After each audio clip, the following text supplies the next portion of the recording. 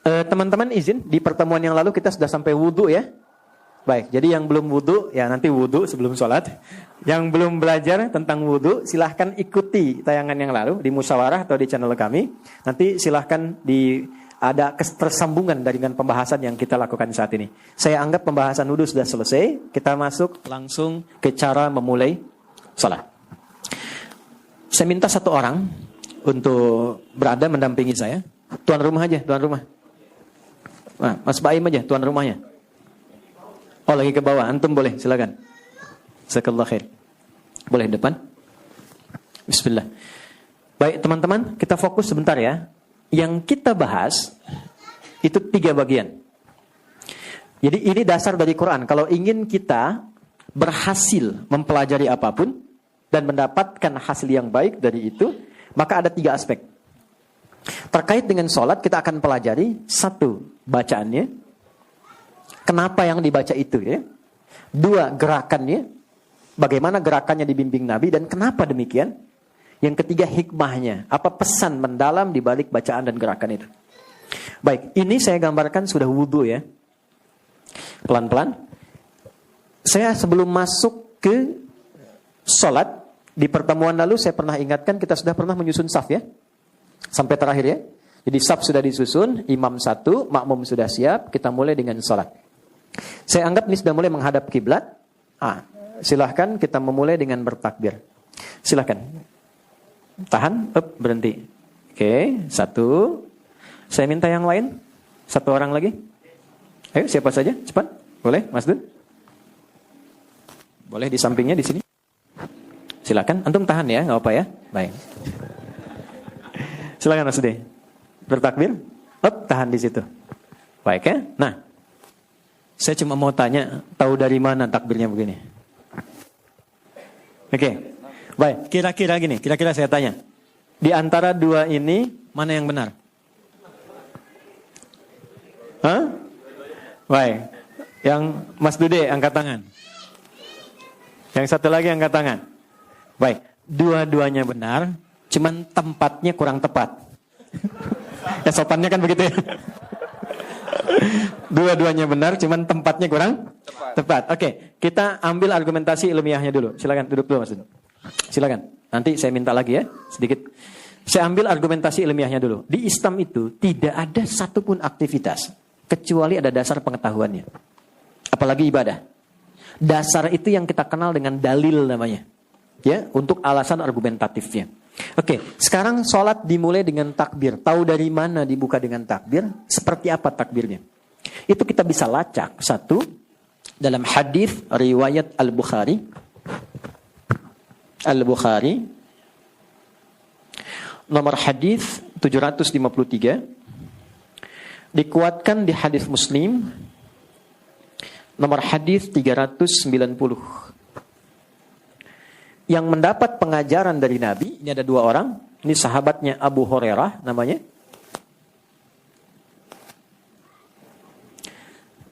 Kemudian yang kedua ada Abdullah bin Umar, putranya Umar bin Khattab radhiyallahu taala anhuma. Abdullah bin Umar. Yang mengalami pendidikan dari nabinya namanya Khalad bin Rafi Az-Zuraiqi. Khalad bin Rafi'. Saya ingin tekankan begini, begitu sempurnanya di Islam, ibadah aja ada dasarnya gitu. Nah itu bisa dilacak dan tokohnya ada. Ini si fulan namanya. Kalau kita cari ketemu itu. Lahirnya kapan, wafatnya kapan, hidupnya bagaimana, itu di Islam demikian. Karena itu yang menjadikan salah satu bukti kebenaran Islam sebagai agama yang benar di sisi Allah, semua apa yang dikerjakan punya dasar yang tersambung kepada Nabi dan Tuhannya. Jelas ya? Ini menunjukkan Islam itu bukan karya manusia, tapi betul-betul bimbingan kehidupan yang langsung Allah turunkan pada Rasulullah SAW.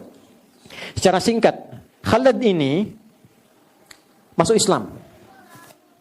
Kemudian ingin menunaikan sholat, tapi baru masuk Islam, belum belajar sholat dengan baik.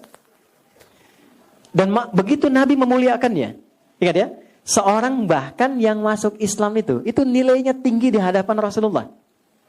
Ya itu berapa tingginya Islam memberikan apresiasi pada setiap kebaikan yang didapatkan. Termasuk pelaku maksiat, jangan salah. Orang berbuat maksiat itu itu Allah berikan kesempatan yang ditunggu sampai tobat di akhir hayatnya. Makanya saya itu tidak senang mencaci orang salah. Saya paling tidak suka, ya. Misalnya mencela orang salah itu saya kurang suka. Yang salah itu diperbaiki, bukan dicela. Minimal kita doakan supaya dia kembali. Itu adabnya dalam Islam. Kenapa? Karena ketika orang maksiat ini dia bertobat, itu naik statusnya menjadi hamba yang dicintai Allah. Gitu. Dan tidak mudah loh melepaskan diri dari maksiat. Ada orang mabuk, jadi kebiasaan, pengen menghilangkan mabuknya, itu nggak mudah. Ketika dia lepas dari sifat mabuknya, itu dihargai tinggi oleh Allah. Perjuangannya itu diapresiasi. Sampai turun ayat, Quran surah kedua, ayat 222. Innallaha yuhibbut tawwabin. Allah sangat mencintai orang taubat. Karena untuk taubat itu butuh perjuangan. Bebas dari riba itu nggak mudah, butuh perjuangan.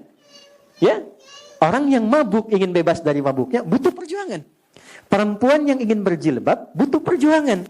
Jadi ketika mengenakan itu belum terbiasa dengan jilbabnya, itu di hadapan Allah dicintai hamba itu. Baik, karena itu saya sering katakan, Allah lebih mencintai pelaku maksiat yang gemar bertobat dibandingkan orang soleh yang tidak pernah merasa salah. Bikin status tuh. Live ya, dari Quran itu. Ya, jadi terus berbuat baik. Nah ini, sedangkan orang yang ingin berislam, artinya kan dia meninggalkan semua kebiasaannya untuk mendapatkan yang baru. Makanya hal yang pertama Allah berikan pada orang itu adalah menggugurkan semua kesalahan yang pernah dilakukan sebelumnya dan mengganti jalan kebaikan dengan mencintainya. Makanya kalau sudah dapat itu jangan sekali-kali ditinggalkan karena nggak mudah untuk mendapatkannya lagi. Jelas ya? Oke, baik. Saya mau tunjukkan Khalid ini masuk Islam lalu ingin berubah menjadi lebih baik. Nah ini spiritnya nih. Jadi Muslim itu ya untuk menjadi seorang Muslim harus ada komitmen juga menjadi pribadi lebih baik. Itu antarannya. Jadi jangan pernah kita mengatakan Muslim kalau tidak menginginkan diri kita berubah jadi baik. Karena di antara makna Islam itu adalah baik. Jelas ya? Jadi tampakkan kebaikan, tambahkan kebaikan, dan tunjukkan Islam mengajarkan perubahan pada nilai kebaikan. Nah ini ingin berubah. Lalu dia mencoba masuk ke Masjid Nabi, Masjid Nabawi, dan sholat di samping Nabi. Jadi begitu masuk, Nabi sudah ada sisi lain. Ketika selesai menunaikan sholat, datang kepada Nabi. Baik, ketika datang dia mengucapkan salam. Assalamualaikum ya Rasulullah. Masya Allah, Nabi nggak bedakan. Mau ini mu'allaf, mau pelaku maksiat, mau yang lain, datang mengucapkan salam, dijawab oleh Nabi. Waalaikumsalam warahmatullah. Dan selalu jawabannya lebih lengkap daripada penanya. Baik ya? Itu yang dimaksud Quran surah 4 ayat 86. Jadi kalau ada orang berbuat baik, sekalipun dengan salam saja, muliakan ia lebih baik dari apa yang ia berikan. Jelas? Dia datang bawa air putih, kita datang bawa roti. Jelas ya? Dia datang dengan senyuman, kita datang dengan pelukan. Yang mahram ya, bukan istri orang. Baik ya? Oke, dia datang dengan salam, kita jawab dengan yang lebih baik. Baik, apa yang Nabi sampaikan? Waalaikumsalam warahmatullah. Perhatikan baik-baik. Salli, irji' salli fa innaka lam tusalli. Coba kamu sholat lagi. Karena tadi belum benar sholatnya. Sholat lagi. Singkatnya mengulang sholatnya sampai 3 kali. Komentar Nabi masih sama. Maka dia berkata. Nah ini penting sekali. Tolong garis bawah ya. Ya Rasulullah. Ma uhsinul ghairah. Alimni. Saya ulang. Ya Rasulullah. Ma uhsinul ghairah. Alimni. Paham? Tidak. Ya Rasulullah, saya tidak bisa menunaikan yang lebih baik lagi daripada ini. Mohon ajarkan saya. Nah, kalimat mohon ajarkan saya ini, kata para ulama hadis, memberikan kesan yang dalam. Kalau memang ada kelemahan, jangan tutupi kelemahan itu dengan pura-pura kuat. Cari solusi. Kalau tidak tahu bertanya, kalau tidak paham konsultasi, supaya kesulitan itu tidak dipendam sendiri. Orang yang terus memendam kesulitan tanpa solusi, maka mengakumulasi kesulitan itu bahkan menyakiti dirinya. Ini saya beri contoh. Ini apa? Beratnya kira-kira berapa? Saya ulang ya. Ini spidol beratnya kira-kira berapa? 100 gram. Oke. Singkatnya ringan nggak? Belum tentu. Lihat ini. Pegang terus begini. 10 menit mulai berat. 30 menit makin berat. Pegang seharian. Tangan bengkak kan? Masalah kecil itu, kalau terus dipendam, dipegang, gak pernah diselesaikan, ujung-ujungnya hanya menyakiti fisik saja. Semakin berat, walaupun dia kecil. Tapi kalau Anda tempatkan spidol di tempatnya, dan kalau tak paham bertanya pada orang yang paham, itu akan mengurai setiap yang kecil menjadi sesuatu yang tidak bernilai. Paham? Baik. Maka beliau tanyakan, dijawablah oleh Nabi, idza qumta ila shalah, kalau engkau ingin salatnya benar, terkoneksi baik dengan Allah, satu asbighul wudu, sempurnakan dulu wudu. Kita sudah belajar kemarin. Dan ingat puncaknya, orang wudu itu minimal kalau belajar benar dari wudunya, maka merubah keadaan dirinya menjadi lebih baik. Karena wudu itu seakar dengan kata bau. Bau itu artinya cahaya. Seakar juga dengan makna husnu wan nadhafah. Artinya baik dan bersih. Jadi kalau rajin berwudu, itu tipikal karakteristik orang yang senang tampil bersih. Kalau paham makna wudu, wudu merubah dia menjadi lebih baik. Ada aura tampak yang lebih bagus. Makanya Nabi sering katakan jaga wudu, jaga wudu, jaga wudu. Ya, maaf kalau orang berwudu itu mau berdusta enggak?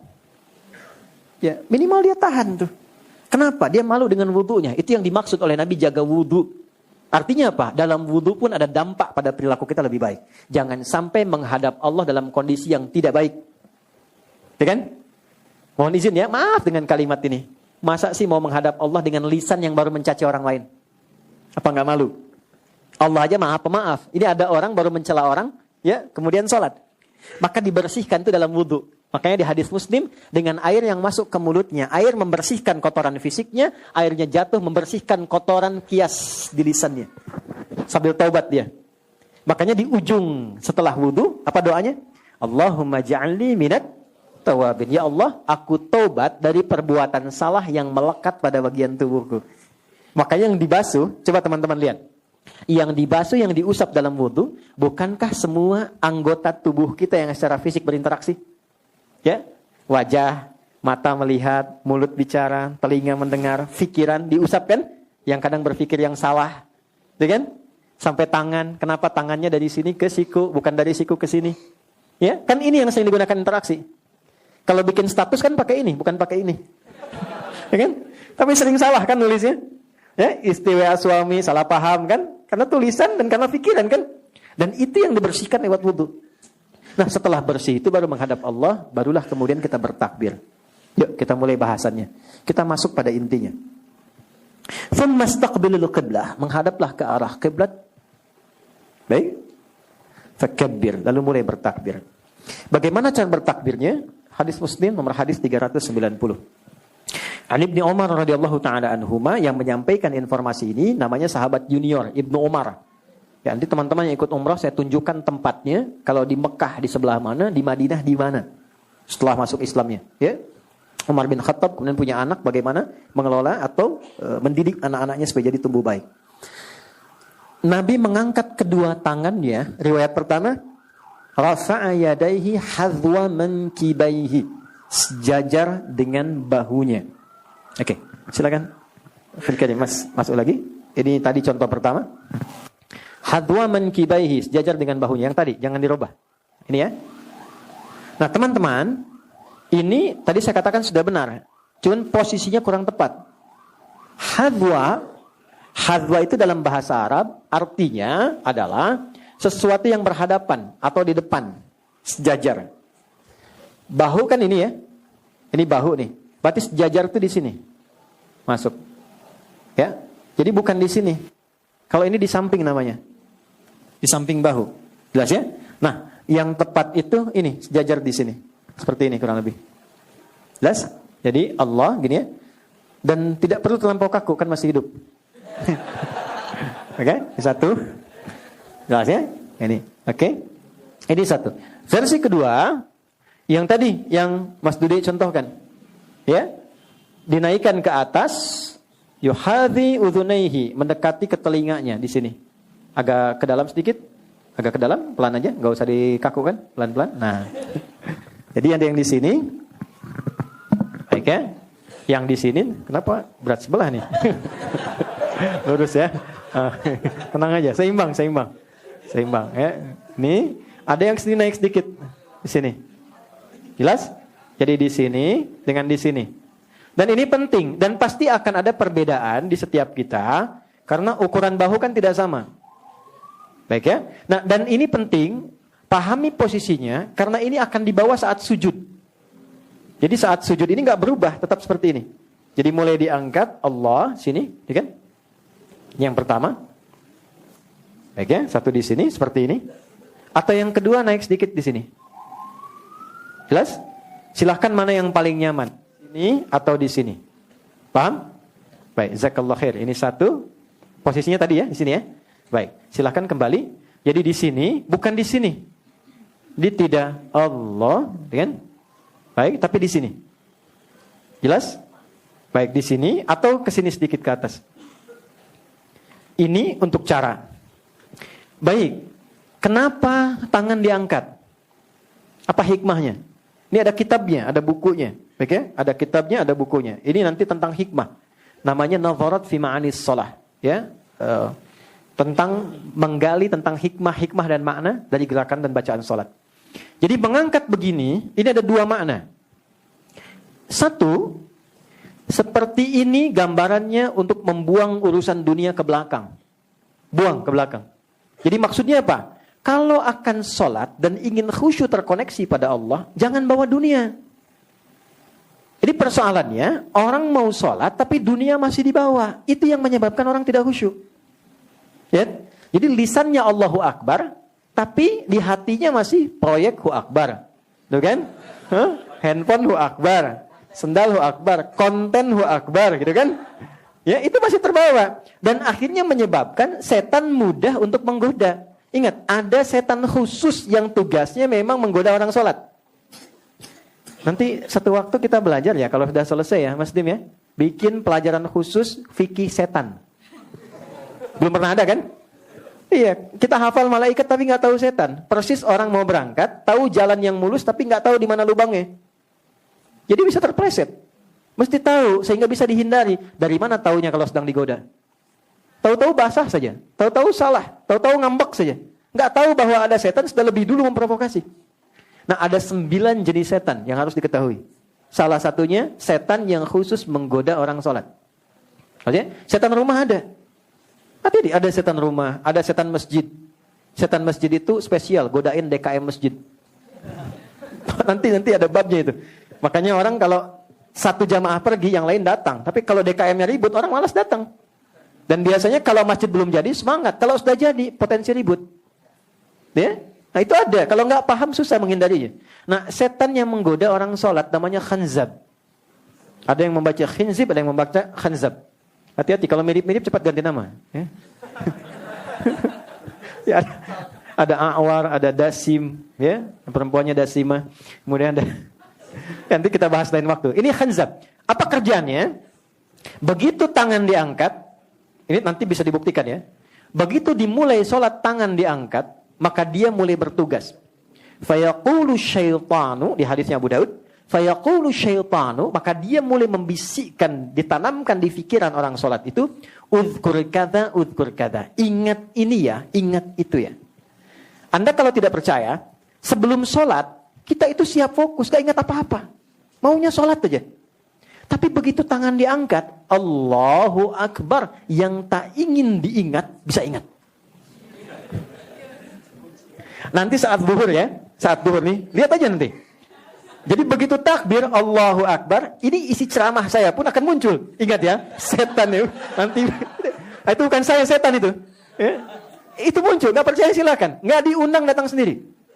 Ya, maka ketika mulai mengangkat seperti ini, kalau banyak yang dibawa, nggak tuntas dulu, nggak dibuang ke belakang, maka yang diolah oleh setan itu lebih banyak, lebih beragam.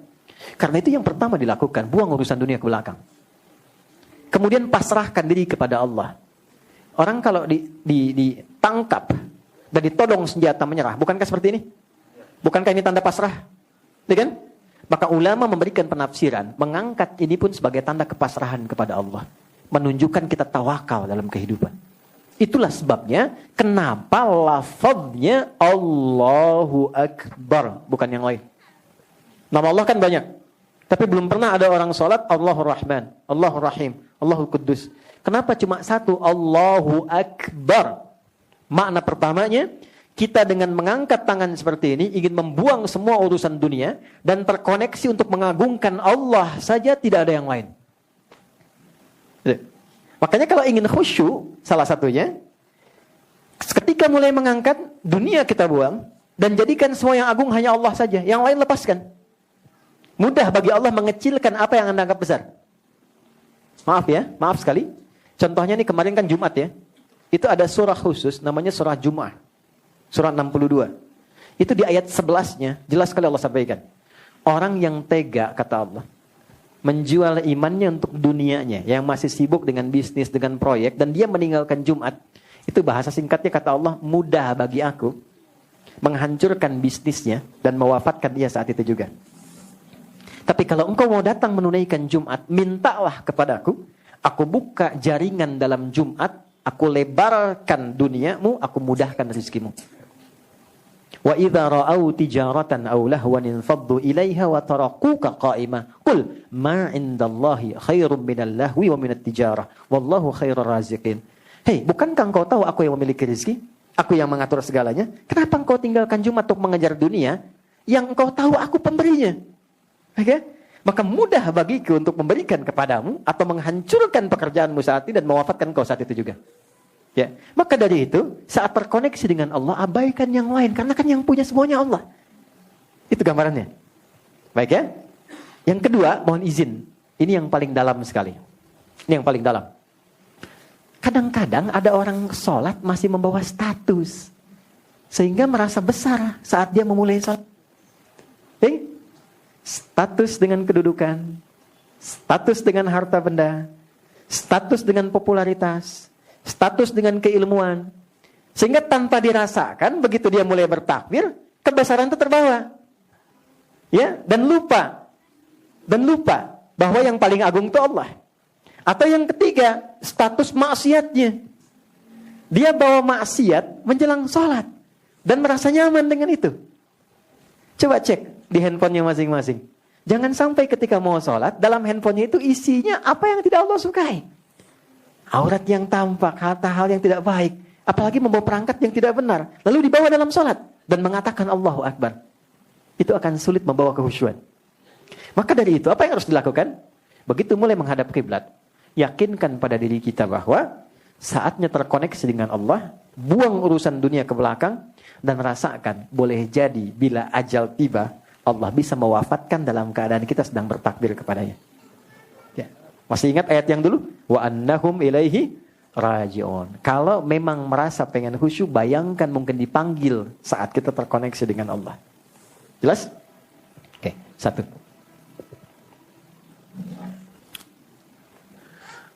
Teman-teman sekalian, Anda punya teman. Temannya seringkali menjelek-jelekan Anda.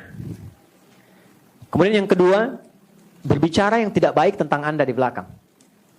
Kemudian menzalimi dalam segala bentuk yang memang salah. Tiba kemudian, dia meminta bantuan Anda sedang butuh, pinjam uang 10 juta misalnya. Diberi nggak? Kadang-kadang salam aja belum tentu dibalas kan?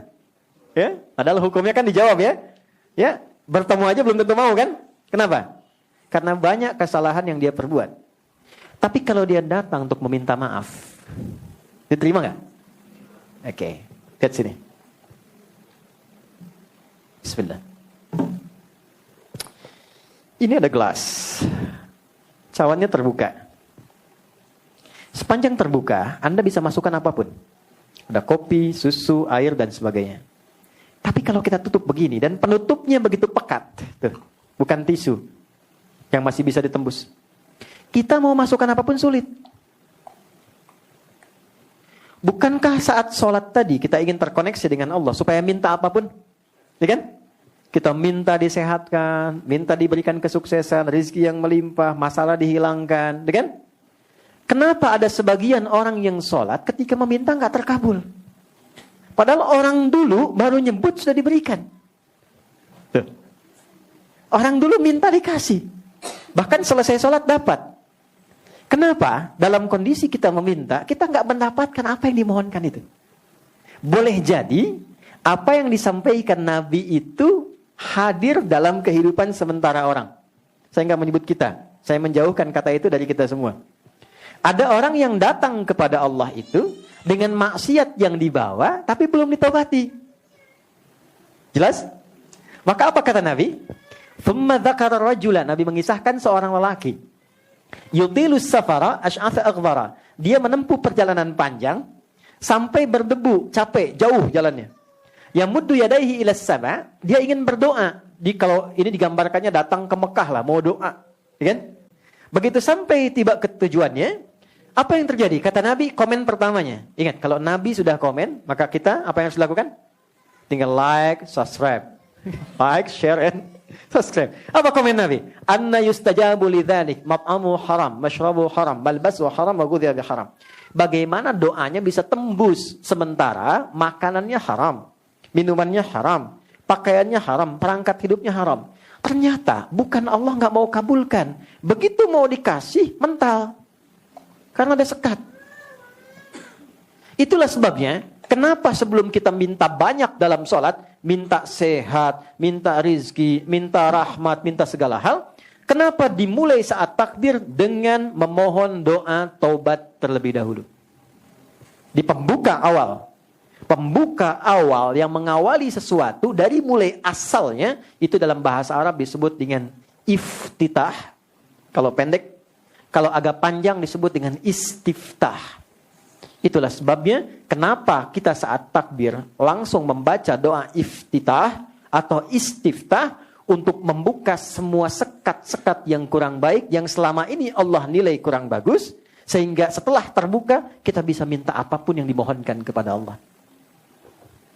Ada 9 jenis doanya, dari mulai yang pendek sampai yang panjang. Kalau pendek namanya iftitah, kalau panjang namanya istiftah. Atau kadang untuk mewakili keduanya, baik itu pendek ataupun panjang. Oke, teman-teman biasa baca doa apa? Gak apa-apa. Iftitah. Allahumma ba'id baini wa baina khataaya kama ba'adta baina al-masyriqi wal maghrib. Ada yang baca Allahu akbar kabira, alhamdulillahi katsira? Ada yang baca wajjahtu wajhiya alladzi fataras samawati wal ardh? Ada? Baik. Pertanyaannya, tahu enggak maksudnya apa? Paham enggak gitu? Kita baca tanpa paham, dapat pahala dan gugur kewajiban, mengangkat kewajiban. Tapi kalau kita baca paham artinya, maka pemahaman itu memberikan dampak pada jiwa kita. Sehingga menggugurkan dosa-dosa yang pernah kita lakukan dan merubah kita menjadi semakin lebih baik. Saya ambil contoh. Baik, 3 tadi saya bahas dengan cepat. 1. Allahumma ba'id baini wa baina khataayaya kama ba'adta baina al-masyriqi wal maghrib. Allahumma naqqini minal khataaya kama yunaqqa ath-thawbul abyadu minad danas. Allahumma ighsilhu bil ma'i wath thalji wal barad. Baik, teman-teman, kalau ada orang berbuat salah, perbuatannya disebut dengan akhto'a. Oke? Kesalahannya disebut dengan khoti'ah. Kalau banyak, maka disebut khotoya. Itu yang banyak salahnya. Khotoya. Gini. Khotoya. Yang banyak salahnya. Oke? Kalau saya mengaku, saya ini banyak salah, maka tambahkan ya kecil di ujungnya. Khotoya ya. Gini. Artinya saya mengaku banyak salah. Saya mau tanya, siapa matanya yang tidak pernah berbuat salah dalam memandang? Ada. Oke. Dari tadi pagi bangun sampai sekarang, pernah nggak salah lihat? Barusan masuk aja udah salah lihat ya? Huh? Oke. Pernah nggak telinga itu berbuat salah dengar? Baik, sampai ke ujung kaki, selalu pernah salah kan? Baik ya. Artinya, kesalahan yang dilakukan itu tidak 1, 2, mungkin banyak. Ini yang datang ke sini pun, saya ingin tanyakan. Dengan orang tuanya, baik tidak? Ada masalah nggak? dengan pasangannya, dengan anaknya, dengan kerabatnya. Puncaknya dengan Allah. Tidak ada satupun manusia yang bebas dari salah. Semua pasti pernah berbuat salah. Tapi indahnya Allah, dipanggillah setiap hari 5 kali untuk memperbaiki kesalahannya. Jadi tidak mungkin orang jadi baik kalau tidak ada salah. Kesalahan itu dihadirkan untuk belajar supaya jadi lebih baik. Sama, saya kadang suka heran. Orang berdoa minta sabar, tapi saat dikasih jalannya tidak menerima. Saya tanya ya, kalau Anda minta sabar sama Allah, dikasih oleh Allah sabar atau dikasih ujian? Pasti diberi ujian supaya merasakan kesabaran itu. Sebab kalau dikasih sabar langsung nggak mungkin. Ya kan? Coba lihat, Bapak Ula berdoa, ya Allah berikan aku kesabaran. Terus nggak ada hujan, nggak ada angin, Mas Baim pulang ke rumah. Nggak ada apapun. Sabar ya sayang. Kira-kira bagaimana responnya? Kamu sehat? Karena nggak ada apapun. Kalau Anda mengharapkan sabar, Anda pasti diberikan masalah. Kalau orang berharap kesuksesan, apakah langsung dikirimkan harta? Tidak. Kan diberikan pekerjaan. Kalau orang berharap kebahagiaan, nggak akan diturunkan langsung. Pasti diberikan jalan untuk saling mencintai, baru bahagia. Sama persis kalau orang ingin jadi baik, maka Allah turunkan ujian yang menguji dia supaya belajar dari kesalahan, supaya jadi baik. Karena itulah orang kalau saat akan sholat, pasti punya salah yang dibawa. Maka bayangkan sebelum sholat, mata itu salah memandang. Mungkin. Boleh jadi sebelum sholat kepada anak salah melihat. Ini share ya. Apa yang saya biasakan. Mungkin kalau bermanfaat silahkan ambil. Kalau tidak Anda boleh tinggalkan. Saya itu pribadi yang menata diri untuk tidak pernah bisa marah pada anak-anak. Gak bisa marah. Sederhana. Anak kalau belum balik, Allah menilainya itu tetap dengan kekanak-kanakannya. Gak ada hisab. Jadi kalau dia salah, itu gak dihisab oleh Allah. Karena masih anak-anak. Jelas? Jadi saya itu kalau mau marah sama anak, saya tarik lagi, saya berkata, ya Allah, masa saya yang dihisab, mau marah kepada anak yang tidak dihisab? Yang salahnya gak dianggap. Tapi yang paling tidak adil kadang-kadang, ketika anak-anak itu sudah menyiapkan yang terbaik untuk menyambut ayahnya pulang, lalu datanglah Anda membawa wajah emosi kepadanya. Yang anak itu bahkan gak tahu apa yang didapatkan oleh bapaknya. Anak di rumah itu nunggu Anda sebagai ayah, bukan sebagai pejabat. Saya seumur-umur pulang ke rumah, gak pernah disebut Ustadz gitu. Gak ada. Gak ada anak-anak nunggu saya pulang datang ke rumah. Syekh gitu, gak ada. Ustadz. Mereka ingin ayahnya. Oh ya. Kalau Anda lihat tas saya, itu saya selalu simpan kertas dan saya selalu jaga. Di dalamnya ada satu yang anak saya buat perempuan. Dia tuliskan, dia gambar love, dia tuliskan di atasnya, I love you Buya. Buya adalah Buya terbaik yang Allah kirimkan menjadi ayahku. Dan itu dia susun menunggu ayahnya pulang. Bahkan dia jaga tidurnya.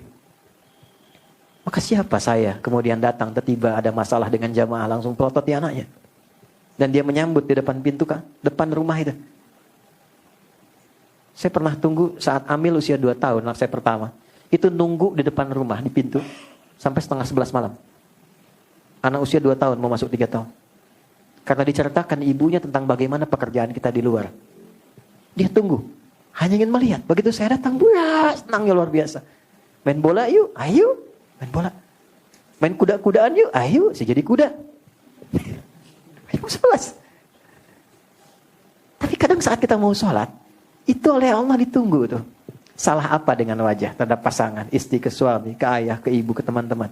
Maka itu dibawa. Karena itulah ketika kita memulai takbir, kadang-kadang mohon maaf, ada hijab yang menyekat doa tidak terjawab. Bukan karena ketaatan kita dekat dengan Allah. Mungkin masalahnya dengan orang sekitaran kita.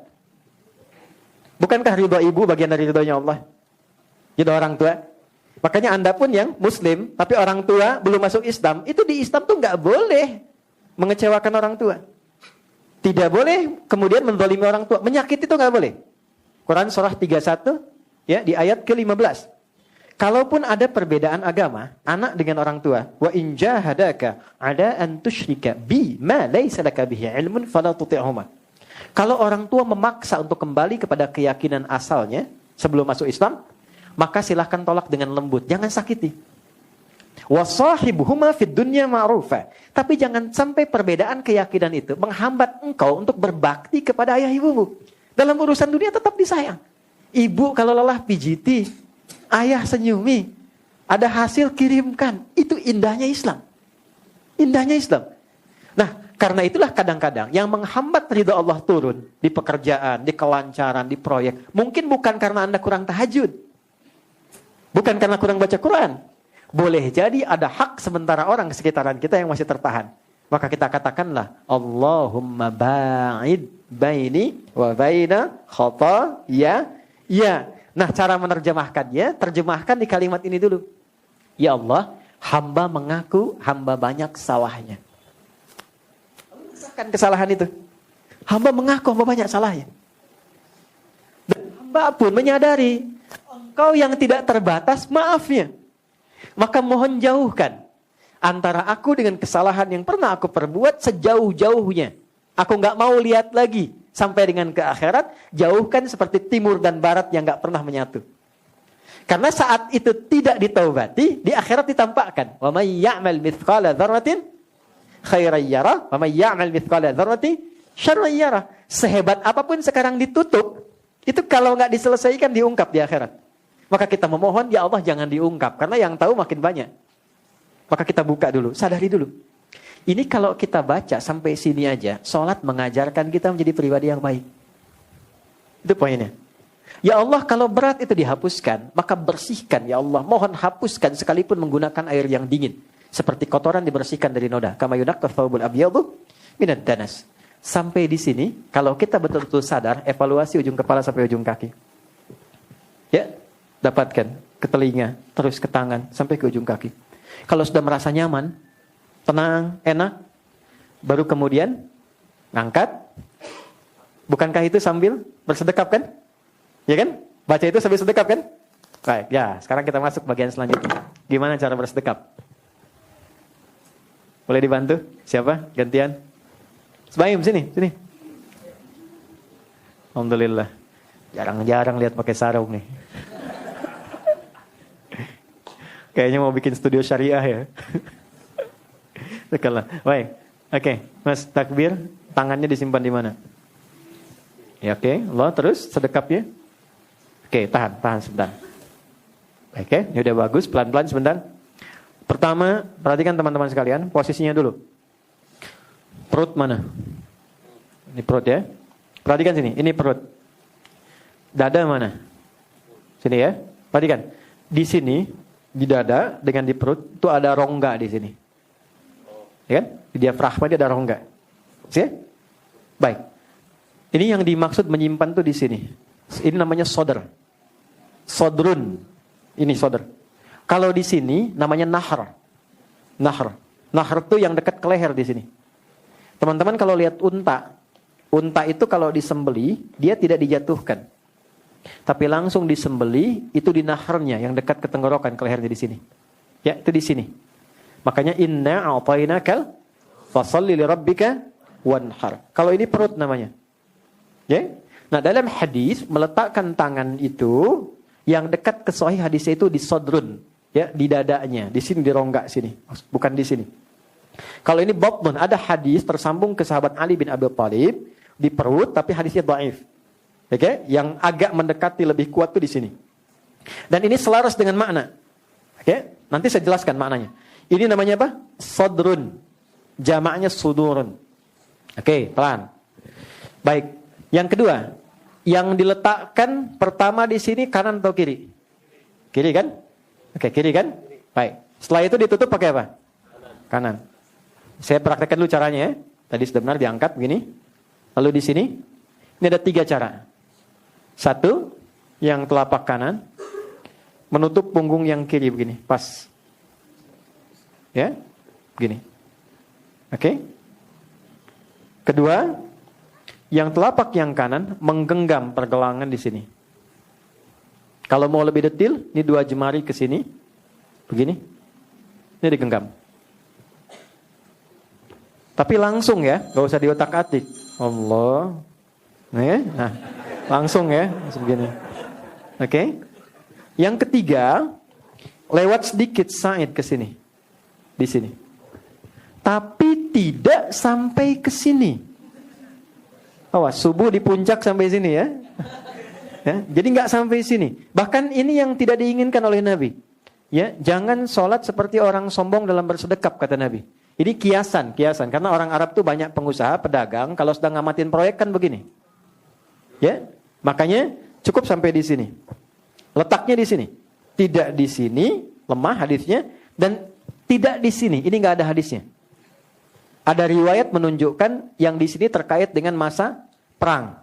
Ya, karena pedangnya lokasinya di situ. Makanya nanti dalam profesi yang di militer, dalam konteks sedang diutus misalnya perjuangan, itu boleh meletakkan tangannya dekat dengan senjatanya. Boleh begini. Jelas ya? Baik, silakan duduk sini dulu. Nggak usah jauh. Baik, kan kalau dekat dengan papan tulis bisa ngapus, bisa nulis kan? Lihat sini. Oke, sekarang masuk ke mananya. Kenapa letaknya di sini? Oke. Kenapa kiri duluan? Kenapa ditutup kanan duluan? Ini ada asalnya. Jadi semula sholat itu tidak bersedekap. Asalnya begini. Dan jangan semua yang sholat begini diartikan tidak. Gak semua Syiah begini. Ya, tidak semua yang sholat begini Syiah. Di Sunni ada. Di Sunni ada dan riwayat asal, terutama dari Imam Malik. Makanya yang mazhab Maliki itu sekarang dulu di Madinah itu Maliki. Kemudian sekarang dikembangkan di Afrika Utara, khususnya di Libya, Tunisia, Maroko, khususnya itu Maliki. Nyebrang sedikit ke Italia, Spanyol itu Maliki. Jadi kalau mereka sholat, Anda ke Mekah, ada yang sholat begini, Allahu Akbar, itu mengamalkan riwayat pertama. Dan jangan ditanya, hello, how are you? Dia sedang sholat. Tiba-tiba takbir dong. Ya. Saya pernah masalahnya dulu, saat pertama ke Tripoli, teman saya, dia Maliki ya. Saya nggak tahu karena masuk masjid kan, samping. Saya baru masuk juga. Kita masih berdiri kan, duduk begini, samping.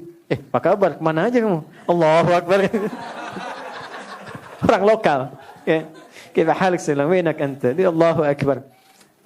Baik. Ini kenapa kemudian tiba ada riwayat untuk sedekah? Mulanya turun Quran surah 11 ayat 114. Asal mulanya ayat ini turun karena ada orang yang berbuat salah. Berkonsultasi ke Nabi ingin taubat. Tapi perhatikan cara konsultasinya. Ya Rasulullah, saya salah.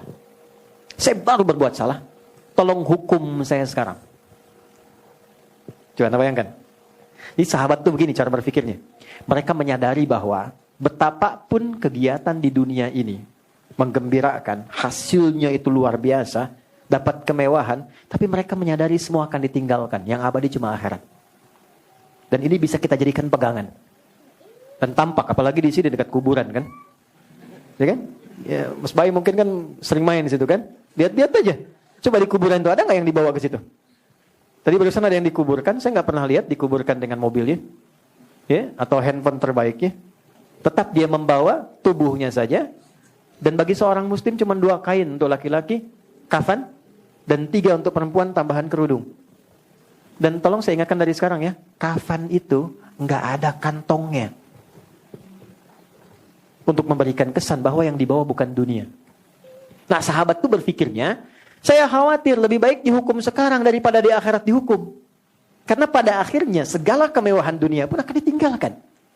Tapi bukan dilarang hidup mewah. Yang passionnya ingin dengan harta, justru diminta oleh Quran dan hadis sekaya-kayanya.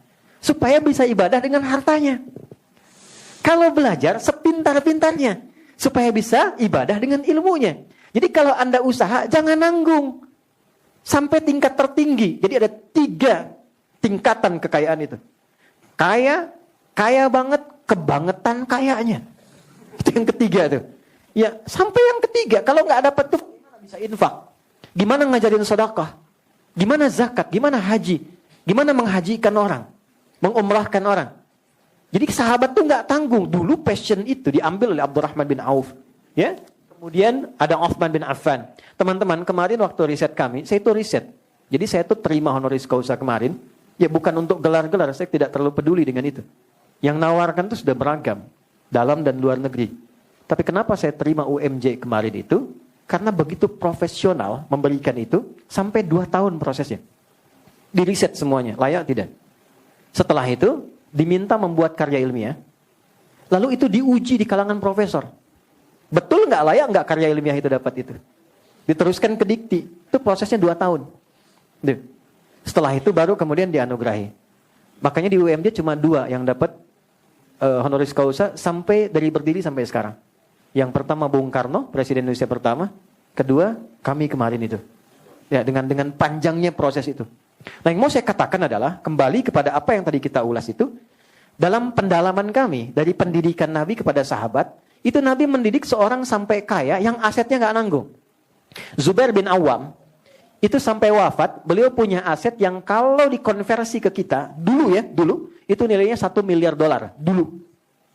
Lalu saya coba hitung kalau dikonversi ke sekarang yang $1 miliar, itu keluar angkanya 72.000 triliun. Jadi Elon Musk yang kemarin baru dinobatkan lagi jadi orang terkaya di dunia, itu baru 1/24-nya. Ya, 1/24-nya. Itu Zubair bin Awam tuh sampai segitu. Tapi kekayaannya dipakai apa? Kita belum pernah dengar Zubair bin Awam pamer. Belum pernah dengar Zubair bin Awam ria misalnya. Gak ada. Dan semua mengakui beliau kaya. Abdurrahman bin Auf lebih dahsyat lagi. 3 kali lipat hartanya Zubair. Jadi kalau 72.000 triliun dikali 3, itu hartanya Abdurrahman bin Auf. Apa yang beliau lakukan? Ibadah dengan hartanya. Sampai Sayyidah Aisyah pernah komen. Ketika satu kali ada 600 kafilah. Kalau kita sekarang 600 truk isinya emas semua. Emas, mutiara, berlian. Datang dari satu sektor bisnisnya Abdurrahman bin Auf. Dari sekian banyak. Begitu datang kata Sayyidah Aisyah. Inilah Abdurrahman bin Auf. Yang kata Nabi masuk surganya dalam keadaan dihisap cukup detil. Maka ketika mendengar itu apa kata beliau? Saya sodakohkan semua 600 itu kepada semua penduduk Madinah. Tuh. Kaya banget, tapi masuk surga juga. Yang repot kan miskin gak jelas kan? Si kaya masuk surga juga. Utsman bin Affan masih ada sekarang hotelnya. Bisa tunjukkan, ada aset. Beliau itu gak beli hotel, cuman beli sumur yang dimonopoli oleh Yahudi. Beli kebunnya. Sekarang lokasi itu setelah diwakafkan, dialih fungsikan jadi hotel. Dinamakan wakaf Utsman bin Affan. Hasilnya disimpan di rekening. Nama rekening yang Utsman bin Affan. Anda bayangkan, sudah wafat 15 abad yang lalu, punya rekening di Bank Saudi namanya Utsman bin Affan. Kita masih hidup, rekeningnya belum ada kan? Jadi gak usah nanggung, kalau kaya, sekaya-kayanya. Cuman jelas tujuannya. Antum bangun ini untuk apa? Kalau cuman pengen mewah, yang belum beriman pun bisa. Lebih mewah daripada ini. Kalau cuman pengen pintar, banyak di luar sana yang bahkan dapat Nobel. Tapi gak jelas tujuannya. Kalau cuma dapat kedudukan, ya silahkan, semua orang bisa dapat. Mau jadi apapun, legislatif, yudikatif, eksekutif, bisa. Tapi tujuannya apa? Nah, Islam itu memberikan nilai, value dalam Islam itu tinggi. Ya, kita harus dapat jadi sesuatu. Maka diajarkanlah dalam proses sholat itu, bagaimana caranya, dalam konteks kehidupan kita bisa mendapatkan nilai yang baik sisi Allah. Orang ini datang mengatakan, dia punya value dalam dirinya. Ya, dia lihat ke depan. Ya, dia look forward ke depan ada apa nih setelah saya tinggalkan. Maka dia katakan, ya Allah, saya ingin tobat. Datanglah ke Rasulullah.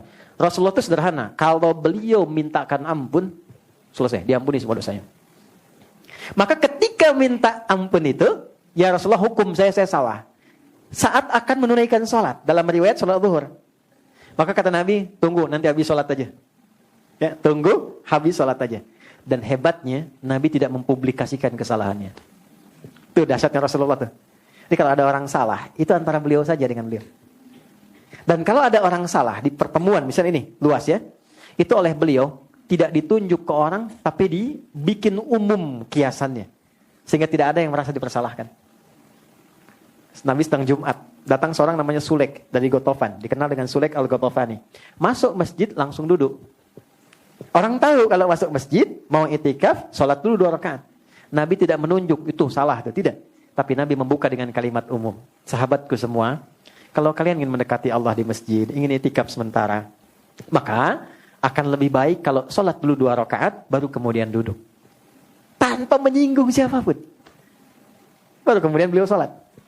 Anda bayangkan ya, Nabi, Rasul, dekat dengan Allah, tingkat takwa tertinggi, cara memperbaikinya luar biasa. Siapa kita? Bukan Nabi, bukan Rasul, gak jelas surganya, ya kan? Hisabnya juga masih menegangkan.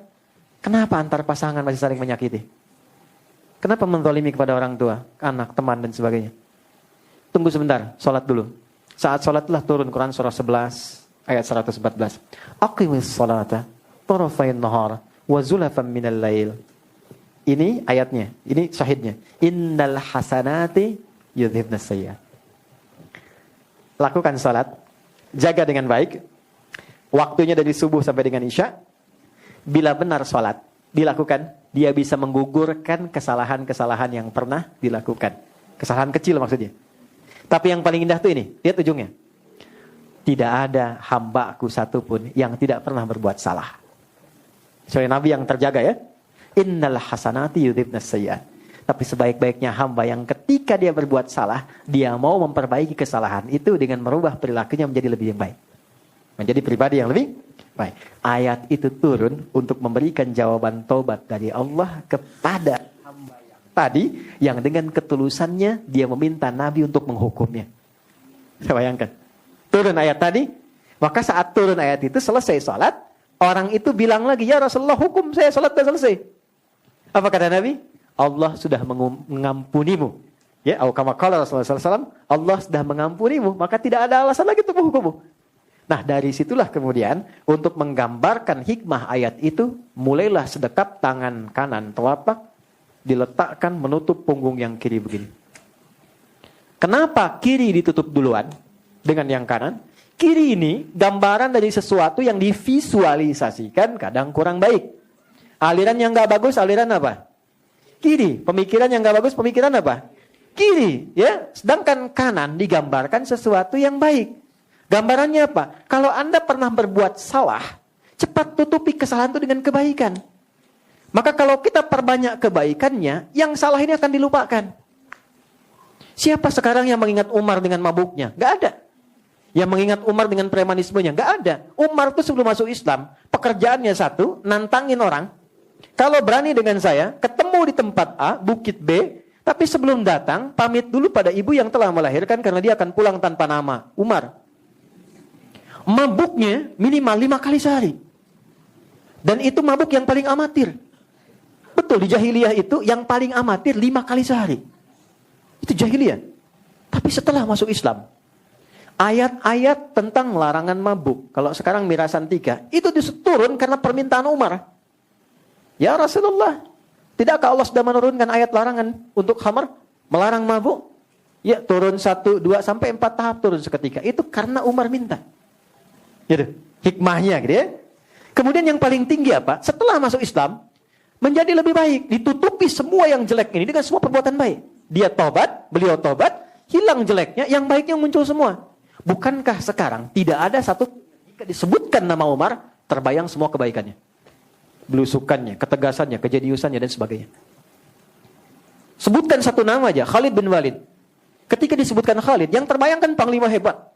Memenangkan pertempuran terus. Sehingga Allah, pedangnya luar biasa. Apa lupa bahwa beliau itu dalam perang Uhud pernah menjadi musuh Nabi? Ya kan? Yang menyebabkan Hamzah paman Nabi itu wafat. Hah? Tapi itu ditutup semuanya, hilang. Apa yang terjadi? Hamzahnya masuk surga, Khalidnya bahkan diapresiasi tinggi oleh lisan Nabi SAW. Dua-duanya mendapatkan kemuliaan. Jadi maaf, begini ini maksudnya, gak pernah ada orang suci itu. Dan gak pernah ada orang yang gak pernah salah. Pasti pernah salah.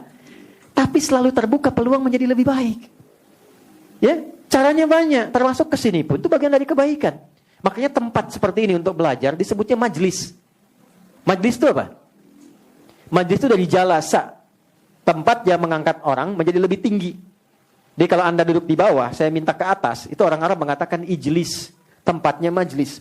Kenapa tempat menuntut ilmu disebut dengan majlis? Karena ia akan mengangkat orang yang hadir ke situ ke derajat yang lebih tinggi dalam pandangan Allah Subhanahu wa taala. Makanya nggak semua orang bisa hadir. Jadi berbahagialah ketika Anda sudah berada di tempat seperti ini. Itu bukan karena mungkin Basma yang undang. Atau saya mungkin yang mengisi. Bukan. Kalau Allah nggak menghendaki, nggak mungkin ada di sini.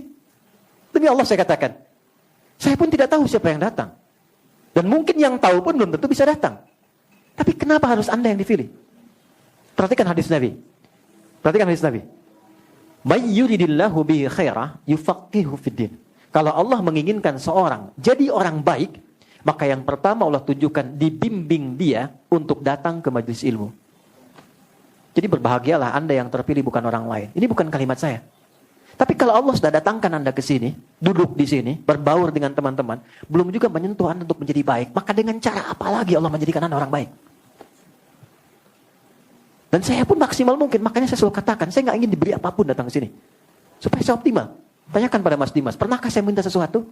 Dari mulai berdiri musyawarah sampai sekarang, nggak pernah saya minta. Uang nggak pernah. Saya datang, bayangkan, saya datang sendiri, ngajar sendiri, nulis sendiri, ngapus sendiri. Pas dia aja baru kemarin-kemarin. Kan? Nggak, saya pengen sempurna ketika ditanya oleh Allah, ya Hadi, ya Hidayat, si Fulan bagaimana? Hadir di musyawarah. Ya Allah, Engkau Maha tahu. Saya datang, saya tak minta apapun, saya terangkan maksimal saya berikan. Karena itu mumpung Anda ada di sini, kalau saya belum maksimal memberikan Anda untuk dekat dengan Allah, sampaikan pada saya di sini. Dengan cara apa lagi saya mesti membimbing Anda? Maka ketika Anda sholat, bayangkan kasih Allah diletakkan di tangan kanan ini. Nggak ada yang sempurna. Tapi Allah berikan harapan menjadi orang baik. Tutup ini. Mau sampai kapan begitu? Selalu terbuka peluang. Kalau bisa mendapatkan dengan cara yang baik, kenapa memilih yang tidak baik? Dan semua ada babnya. Anda silahkan mau jadi public figure, bikin konten, dan macam-macam. Silahkan saja. Semua terbuka. Kalau Anda membuat status yang baik bisa dilakukan. Kenapa membuat konten yang aneh-aneh? Membuat cerita yang aneh-aneh. Toh yang baik pun akan dilihat juga. Manfaatnya ada. Maka tadi, ini kanan, ini kiri. Tutup. Dan kenapa letaknya di sini? Sodrun, jamaknya sudur.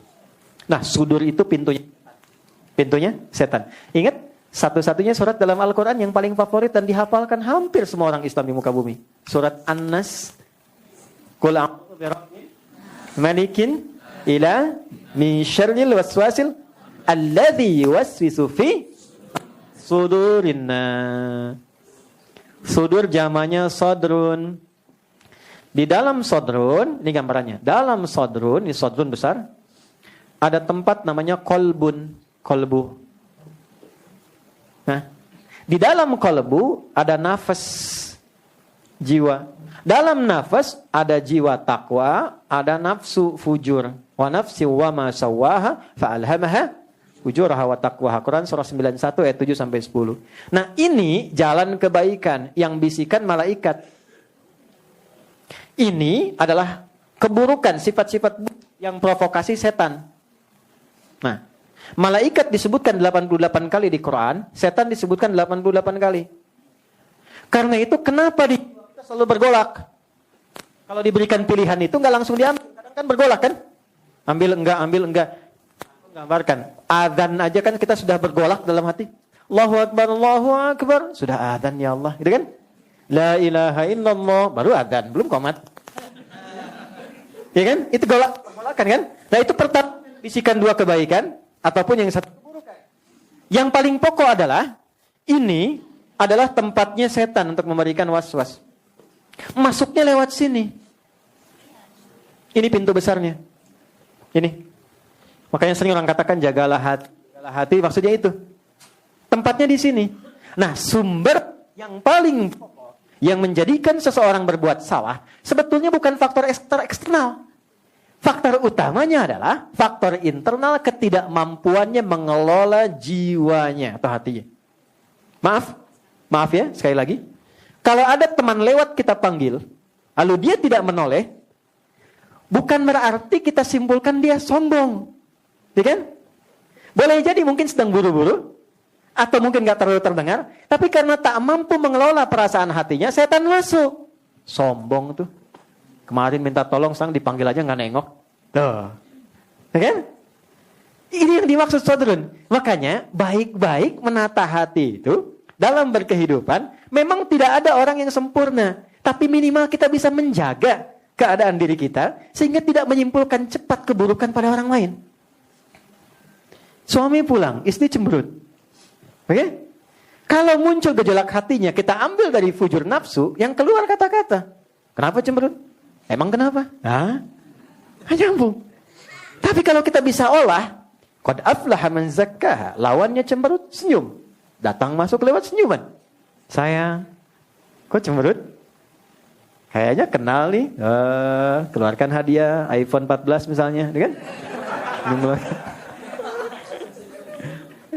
Tapi maaf, tapi itu tidak mudah. Ya, secara teoritis gampang, prakteknya tidak mudah. Itulah sebabnya kenapa ustadz pun kalau ngajar jarang bawa istrinya. Ini live gak? Oh, enggak ya, rekam ya. Oke, itu ya, kurang lebih teman-teman sekalian, ini letaknya di sini. Jadi kalau sudah diletakkan di sini, tutup, rasakan bahwa mungkin datang membawa kesalahan, segera tutup. Lalu istighfar, bacakan doa tadi, atau kita katakan Allahu Akbar kabira, walhamdulillah katsira, wa subhanallahi bukratan wa asli. Ya Allah, engkau agungkan. Engkau aku agungkan. Dan maaf. Boleh jadi ya Allah aku salat ini membawa keagungan. Sombong terhadap orang lain, angkuh dengan kawan, merasa yang paling tinggi. Tobat kita. Walhamdulillahi katsira. Terima kasih ya Allah berikan banyak sekali kebaikan-kebaikan kepada aku. Rizki, kedamaian, ketentraman. Ada seorang kakek di Saudi kemarin, baru-baru kemarin. Pengap, dibawa ke rumah sakit. Ini kisah nyata. Langsung ditangani kasih oksigen. 24 jam sehat lagi. Alhamdulillah penanganannya bagus. Lalu muncul tagihan. Yang kalau dirupiahkan kurang lebih 2,4 juta. Tiba kemudian kakek ini menangis di hadapan dokternya. Nangis lama gitu kan. Kata dokternya begini, "Kek, nggak apa-apa. Kalau memang bayarnya terlalu mahal, disampaikan saja. Mungkin kami bisa koreksi." Apa jawab kakeknya? "Demi Allah, kalaupun engkau tagih 2 kali lipat dari ini, saya masih bisa bayar. Yang saya sedihkan itu, saya ini hidup 74 tahun. Baru dikasih pengap oleh Allah selama beberapa jam, mesti keluar 2,4 juta. Maka berapa banyak biaya yang harus saya berikan dan saya keluarkan selama 74 tahun ini. Ya, 74 tahun berapa nilai anugerah yang Allah berikan kepadaku. Yang kalau harus dibayar, berapa banyak aku harus keluarkan." Maka beliau menangisi dirinya yang menghukumi takut belum bersyukur dari nikmat oksigen yang Allah berikan kepadanya.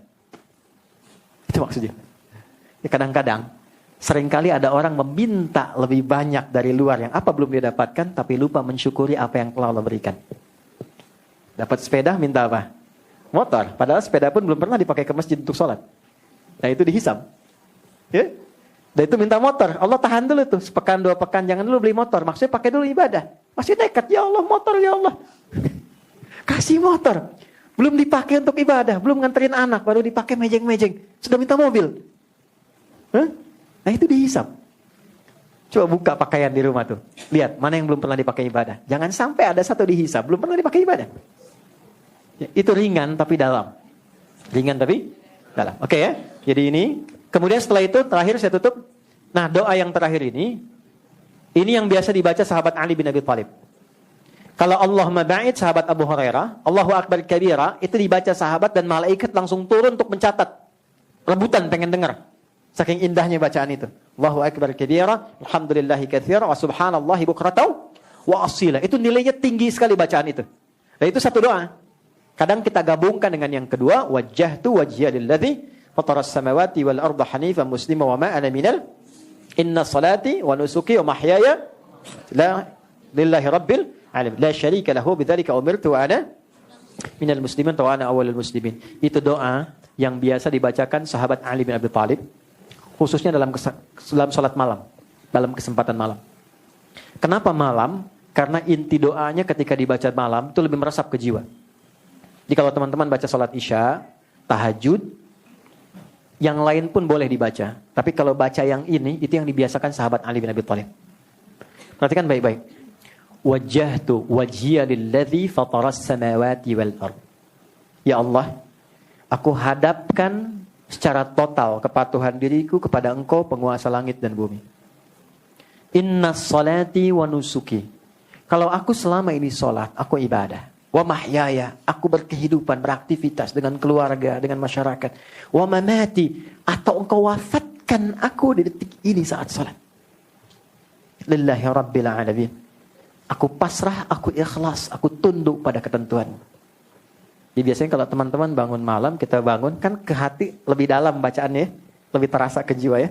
Yang dimaksud surat Al-Muzammil ayat ke-6. Inna nasyi'atal laili hiya asyaddu wat'a wa aqwamu qila. Jadi kalau berdoa malam itu dengan siang agak beda. Malam lebih khusyuk. Siang karena masih kerja banyak pikiran. Malam lebih teduh. Makanya malam lebih enak untuk kontemplasi. Untuk merenung, evaluasi diri itu malam. Nanti saya tutup dengan dengan kontemplasi dalam keluarga. Kalau bisa dilakukan, demi Allah saya katakan, itu selalu tenang dalam kehidupan keluarga. Oke.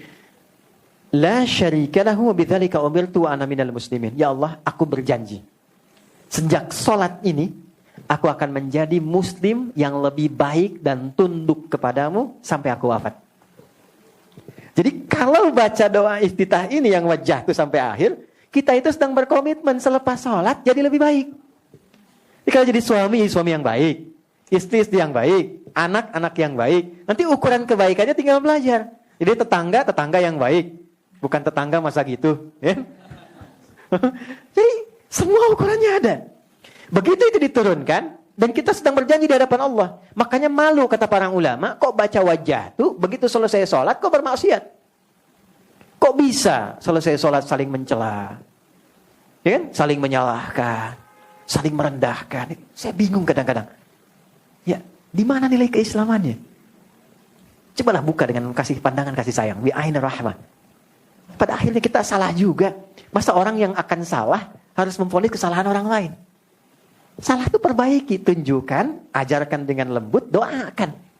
Dan biarkan Allah berjalan dengan takdirnya. Gitu. Kalau hidup seperti itu damai kita.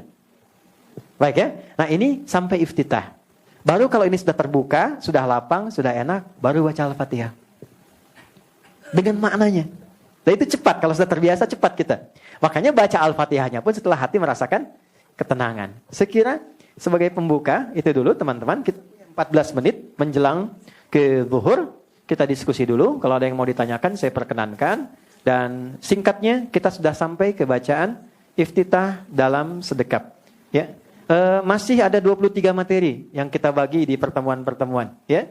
Ada kurikulumnya. Saya belum kirimkan karena saya belum terima email. Mas Dinas, Mas Dude ya. Nanti kirimkan email. Saya kasih kurikulum. Nah nanti boleh di-forward ke teman-teman yang lain. Jadi datang ke pengajian itu tahu apa yang mau dipelajari. Dan insya Allah saya siapkan resumenya. Okay?